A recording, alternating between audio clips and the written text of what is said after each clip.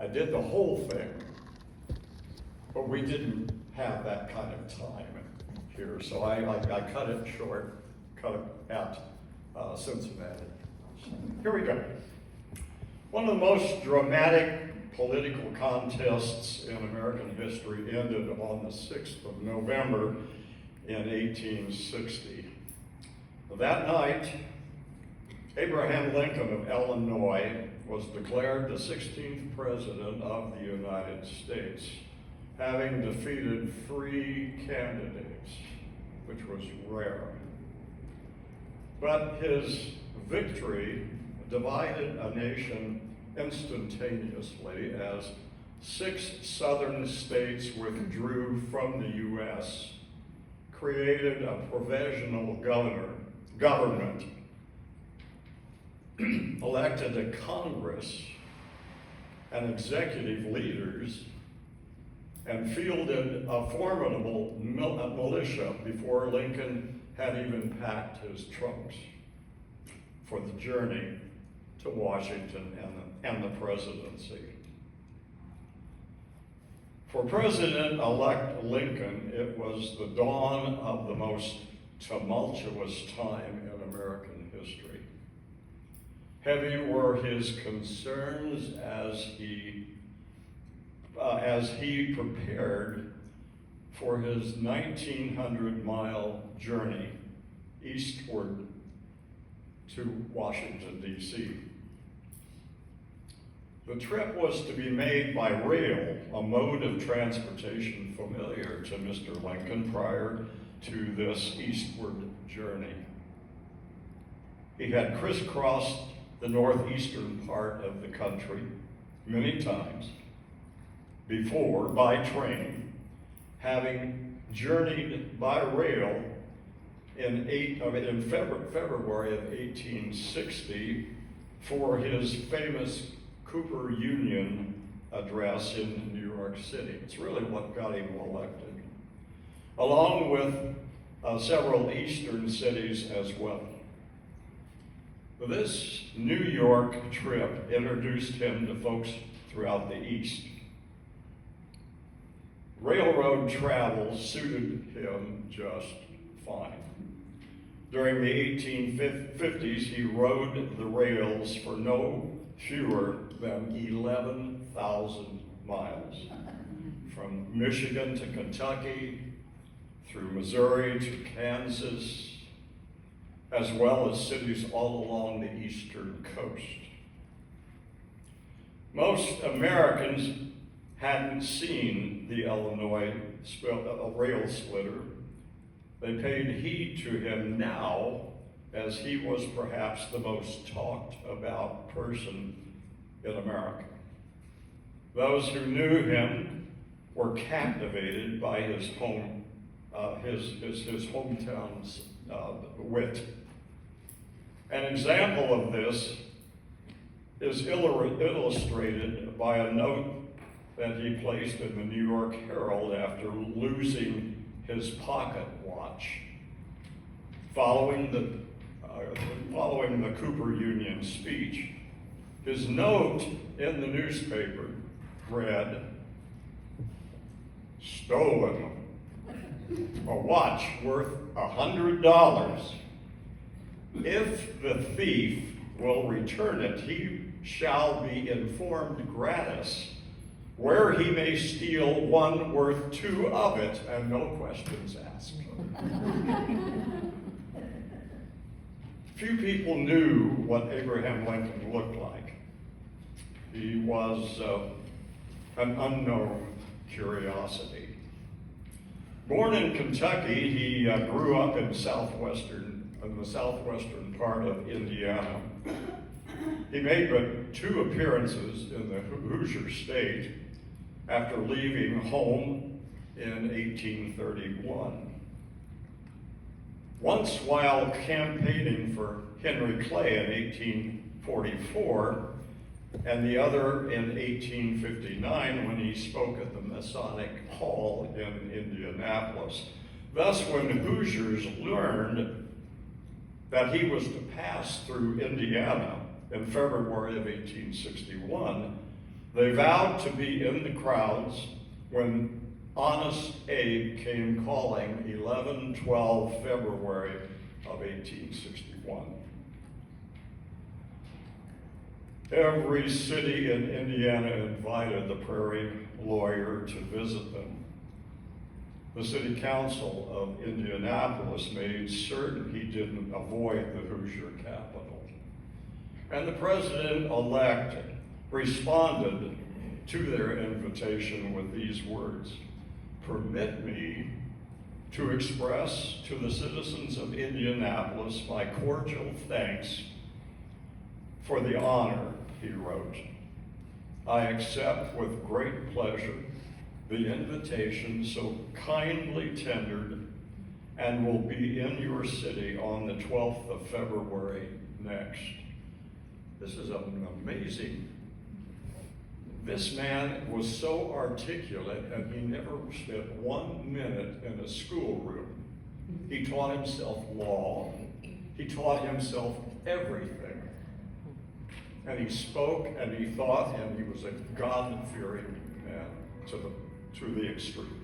All right. On the morning of 11 February 1861, the day Mr. Lincoln departed Springfield, Illinois, dawned cold and rainy.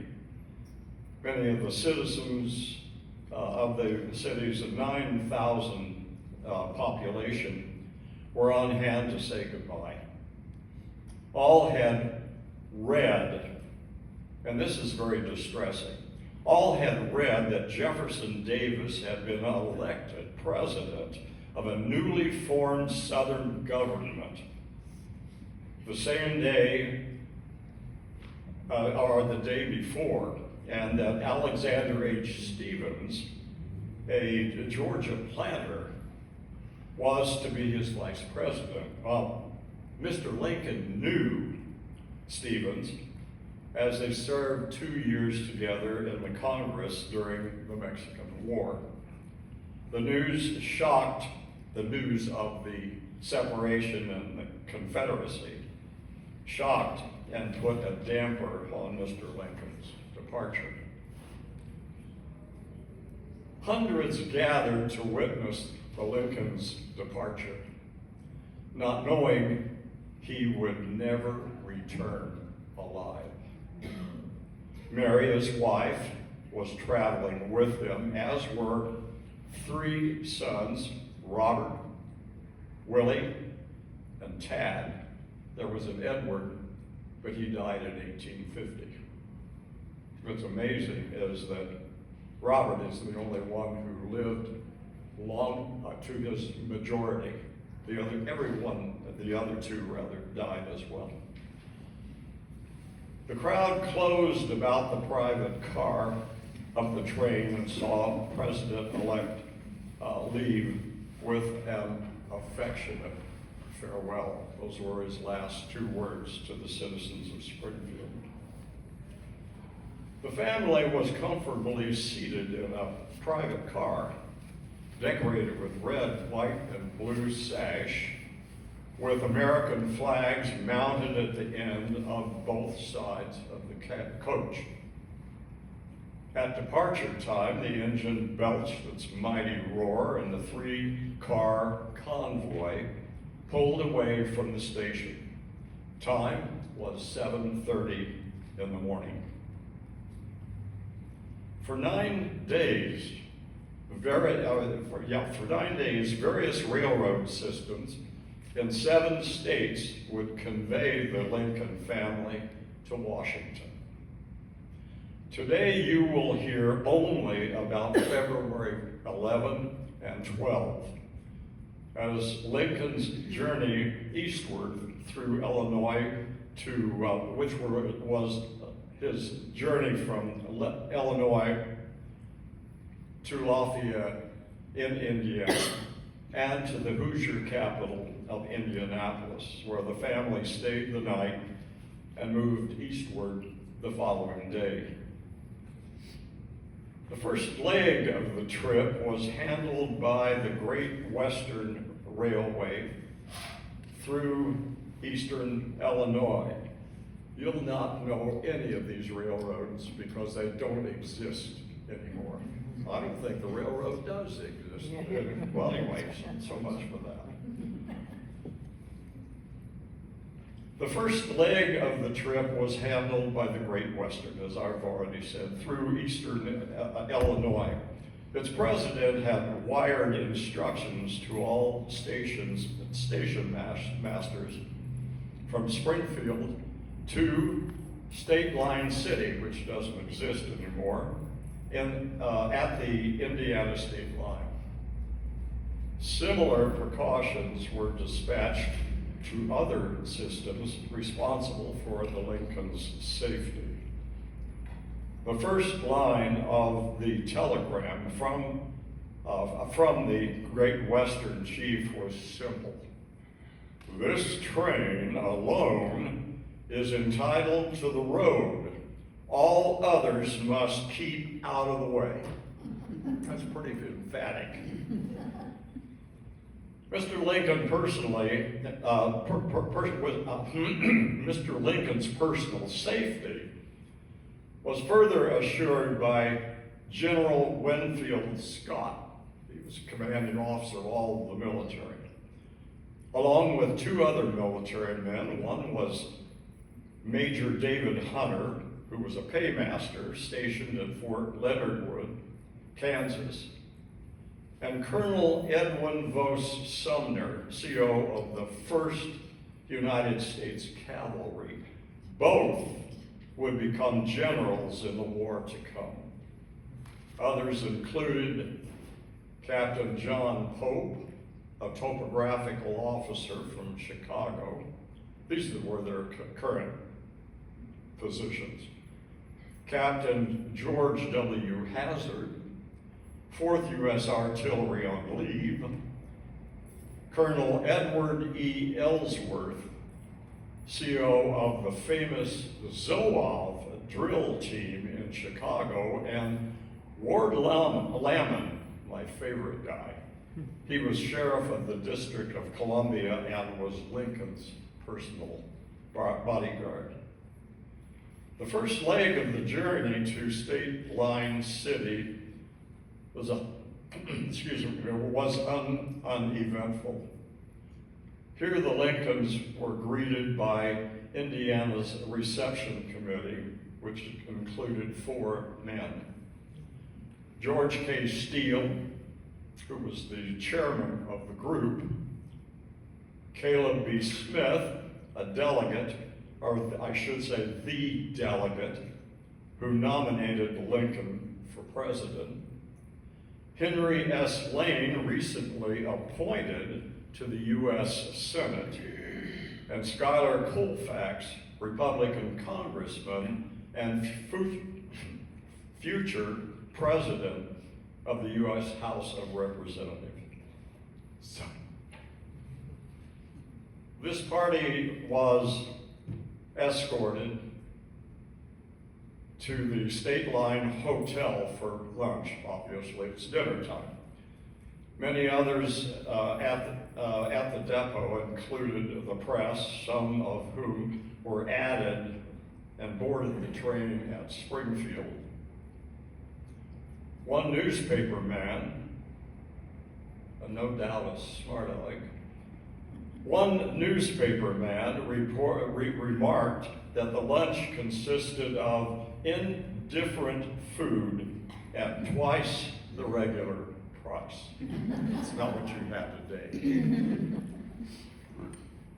At the conclusion of the meal, the Lincoln Party boarded the Toledo and Western for the second part of the journey through Warren County, Indiana. Pockets of bystanders, people standing along the track, stood near the track cheering and waving banners as the family passed along the line. This was to be the nature of things throughout the journey. After leaving the village of Williamsport, just inside the Indiana state line, the procession crossed the Wabash River into Tippecanoe County and rolled slowly through Attica, a small town. You'll love these populations. Small town of 1,800 citizens. The train then picked up steam and moved on for another 25 miles, coming to halt at the Lafayette station.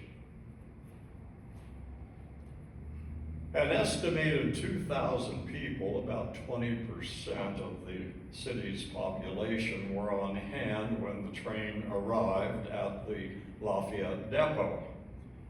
According to the Lafayette Daily Courier, a single artillery piece was posted on a hill overlooking the Wabash River in order to signal the train's approach. At precisely 1:00 p.m., these cars were spotted crawling along the south bank of the Wabash, and immediately 34 salvos from a single brass cannon began sounding the welcome. The sleek Roberts engine then rolled into town amid a cheer of those assembled. The stop in this Tippecanoe County seat was brief, as all of them were, just long enough to transfer the cars from the Great Western to the Lafayette and Indianapolis Railway. While this transpired, the president-elect was introduced to the assemblage and delivered a brief statement to the enthusiastic audience. He told them about his departure from Springfield 6 hours before. Isn't that amazing? 6 hours. It's a long time. Lincoln then added that Indiana was very much changed from the way it was when he moved with his family from the state in 1830. He went on to say, and I quote, "At that time, it took a single day to travel 30 miles. And in doing so, one had accomplished a great task. While some of us differ in political opinion, still we are all united in one feeling of the Union, the United States. We all believe in the maintenance of the Union for every star and every stripe in the glorious flag. And permit me to express this sentiment that upon the Union of States, there are no differences between any of us." And that was true. At the conclusion of his words, Mr. Lincoln was escorted to his car, and the caravan moved on once more, heading south on this day's final 84-mile journey to Indianapolis. The engine and three-car assembly cut through the southwest portion of Clinton County into Boone County, where after traveling 25 miles, the train made its third stop at tiny Thorntown, population 1,000, most all of whom were farmers.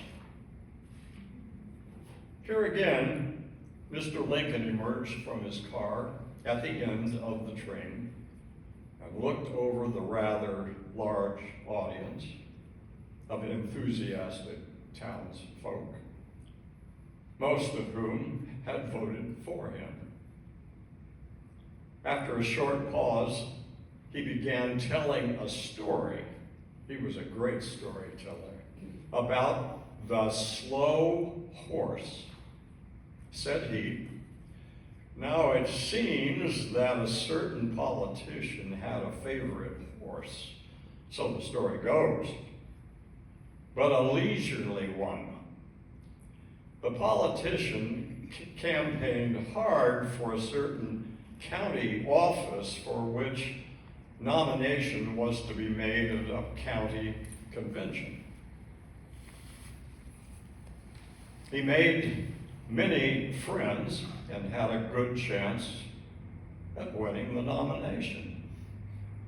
On the morning of the convention, he mounted his horse and set out to the meeting, but the horse stopped to nibble at every bush along the roadside." Well, the grand storyteller's anecdote was flowing nicely, but at this point the train whistle blew, and the engine suddenly belched an unexpected farewell.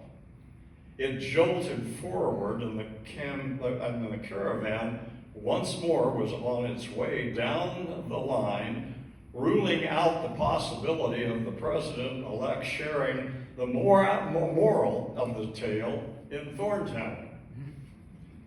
But according to local lore, Abe Lincoln finished the story. He just didn't do it in the presence of the Thorntown people. The train's stop, number 4, was at Boone County, at the Boone County seat of government, which was the community of Lebanon, located about 10 miles down track from Thorntown. According to the Boone County, a Boone County local,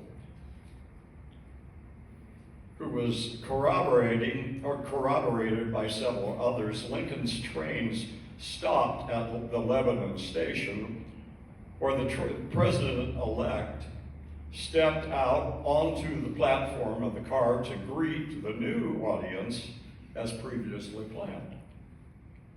As he was doing so, now this is a totally different group, in doing so, he saw several people running down the track from the direction of his previous stop.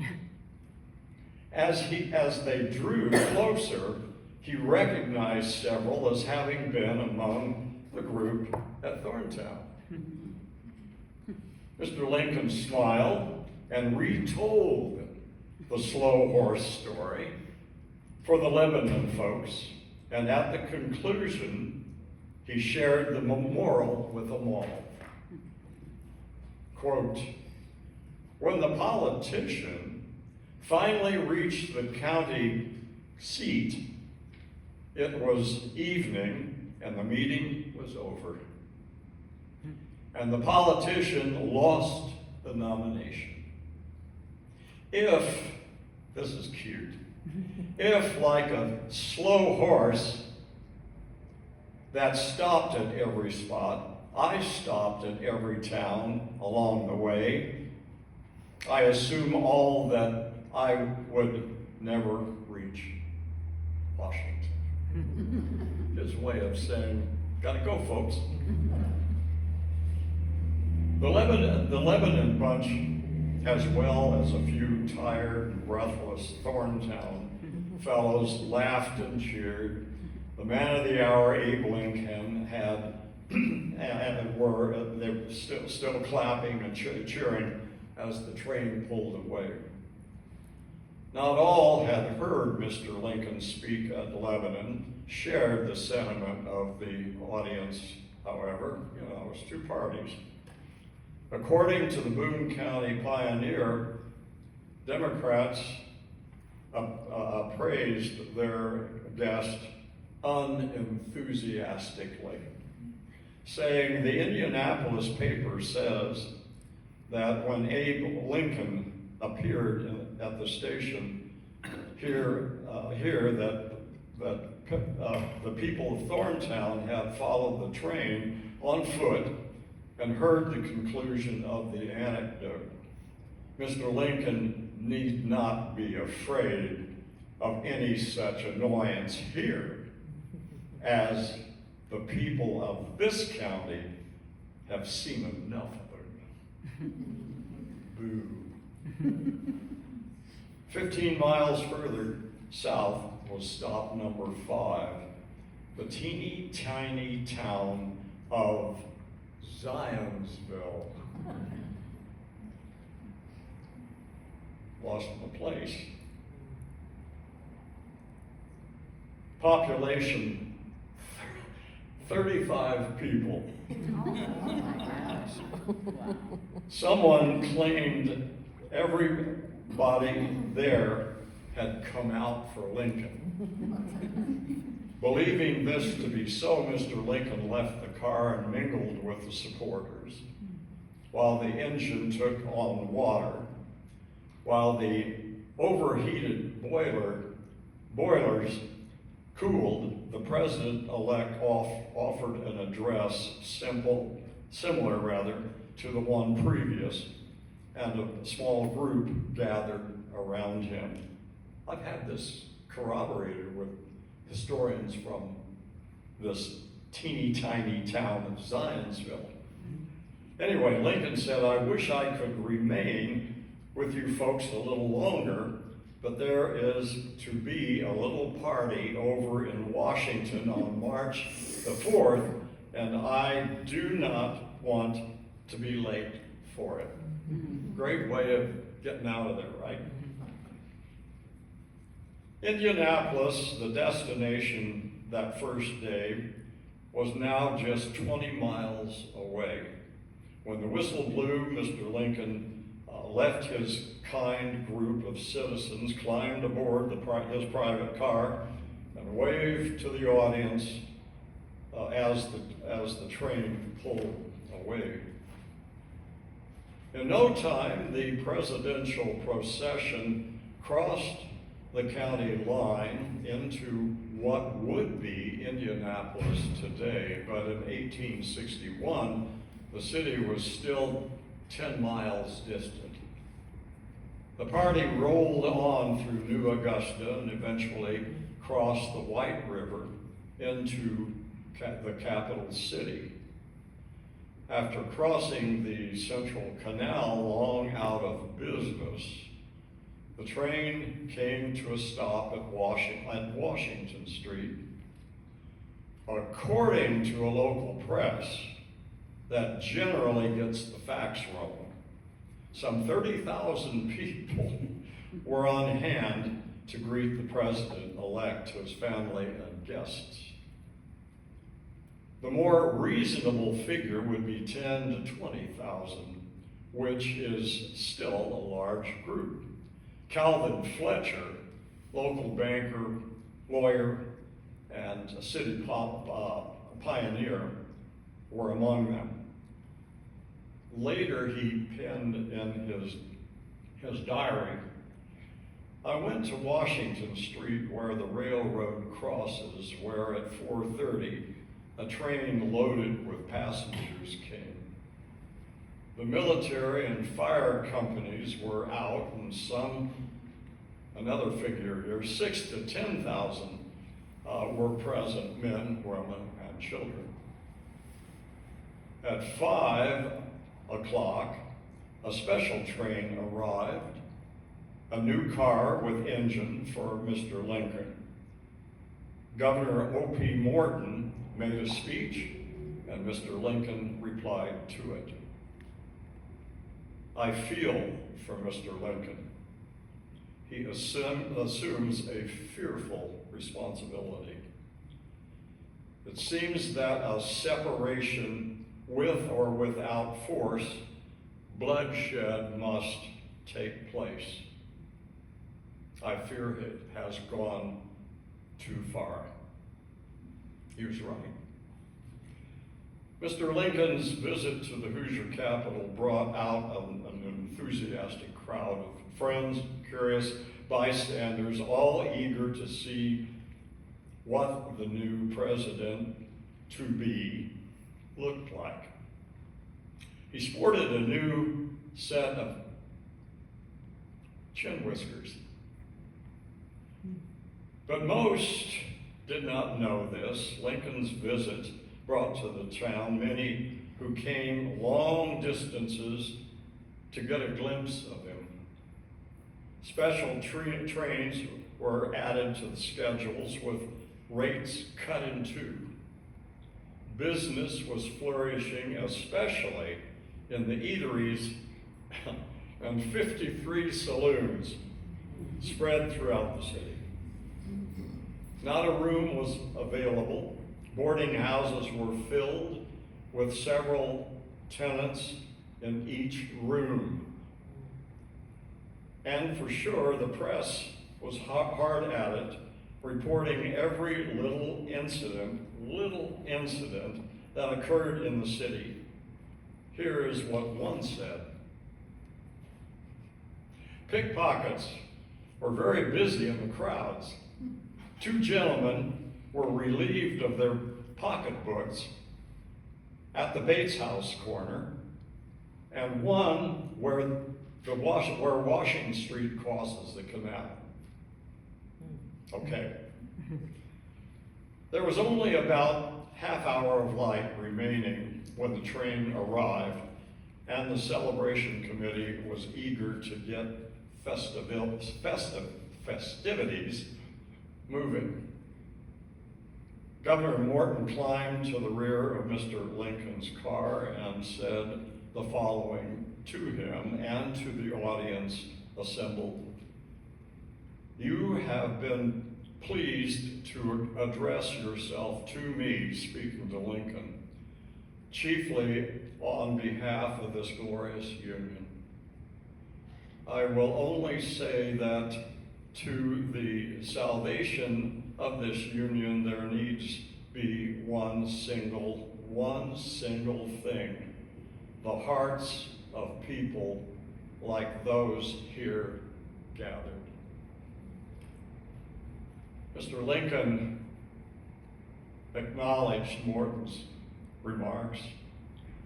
Then, in company with the Hoosier governor, General Steele, and Samuel Maxwell, the mayor of the city, the president-elect was conveyed in a parade around the block, concluding at the east entrance of the Bates House.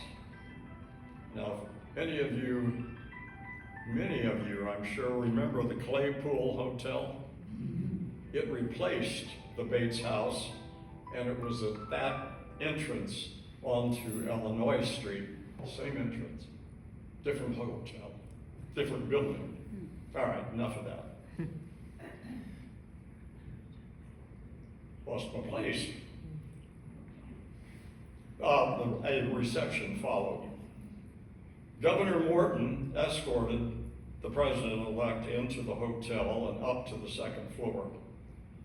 Crowds of people in the street began calling to Lincoln to speak. Obligingly, he stepped onto a balcony overlooking Washington Street, where he spoke to a horde of people gathered below him. And herein is a bit of what he said. You may not understand this. I had to read this about 58 times before I understood it myself. I'll tell you at the end. By what principle of original right is it that 1/50th or 1/19th of a great nation, by calling themselves a state, have the right to break up and ruin that nation as a matter of original principle? I ask the question, I am not deciding anything. And with the request that you will think somewhat upon that subject and decide for yourself, if you choose, when you get ready, where the mysterious original right from principle for the certain distinct district of country and inhabitants, by merely being called a state, to pay tyrant over all its own citizens and deny the authority of everything greater than itself. Makes no sense, really. What he was saying is that a governor of a state, which happened to be South Carolina, suddenly wakes up in the morning and he realizes that Lincoln has been elected. And now there's a real chance that slavery could be in trouble. So he creates a whole nation, they elect, they create their constitution, and they come against the country. And what he's telling these people, do you think that's right, or is it wrong? That's basically what he's saying. At the conclusion of this oratory, Mr. Lincoln stepped back inside the hotel and began the arduous task of greeting guests. Included among them was Horatio Newcomb, former city mayor, and his sons Ezra and Cooley. Many years later, Ezra, then a minister, recounted the event. Quote, "Father and Brother Cooley and myself went to the hotel for the occasion in the evening. The corridors were so jammed, so crowded, that a small boy like myself was lost and really endangered in the crowd. To get me out of it, Father took me to the room reserved for Mr. Lincoln, where some of the members, as I suppose, of the reception committee were remaining while the speech and program went on. Mr. Lincoln came into the room, accompanied by a number of gentlemen. I was presented to the president-elect, and he spoke to me kindly. I have a vivid remembrance of the scene and the circumstances. The room to the parlor and the second floor facing Washington Street, filled with men in whom I was not interested. A small, sleepy boy, looking up into the rough-lined face of a tall, dark, slender man with kindly eyes, speaking some gentle message. The morning of 12 February was Abe Lincoln's 52nd birthday. Governor Morton invited the president-elect and his son Robert to have breakfast at the governor's mansion, 1 block away at the northwest corner of Illinois and Market Street. Remember the bus station in Indianapolis? It used to be the old terminal for the interurbans. That's where the governor's mansion was located. One of the guests was Reverend William A. Holliday, pastor of the First Presbyterian Church, who described the following, quote, "The breakfast was a good old-fashioned one, coffee, steak, rolls, and fruit, no knickknacks, and everyone served at once, no attempt at courses or ceremony. Entertainment was very simple in those days, even for the most exalted personage in the land." The Lincoln family was joined in the hotel lobby by Ward Lamon, you'll love this, who escorted them through the door onto Illinois Street. An anxious crowd gathered around the Lincolns, and the burly Lamon threw himself against the pack and pushed them aside. I would love to tell you a lot about that guy. The family was driven south to the corner of Delaware and Louisiana, that's to the train station, to board a private car sitting on the tracks of the Indianapolis and Cincinnati Railroad line. The train departed, passing through Shelbyville and stopping at Greensburg a little after noon of that day. The scene there would have been a modern day nightmare for security, but no concern was expressed for Lincoln's safety. The Greensburg Standard reported, almost everybody who saw President Lincoln as he passed through this place seemed surprised to find him so good looking. From what they heard and from what the pictures they saw said to them, expected to see an altogether different looking man. He's not a beauty, but is as good looking as presidents usually are. I wonder if that means today too. All right. The train passed on and arrived in Lawrenceburg at 4:30 p.m. Here, the president-elect emerged for a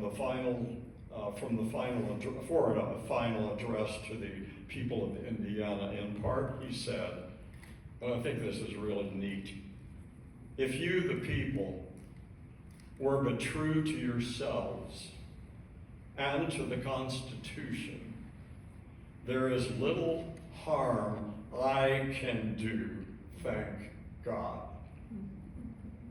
He was humble. In the dark of evening, the presidential caravan faded from sight, but not from memory for those who witnessed a once-in-a-lifetime experience. It was an event the likes of which they would never forget. That's it.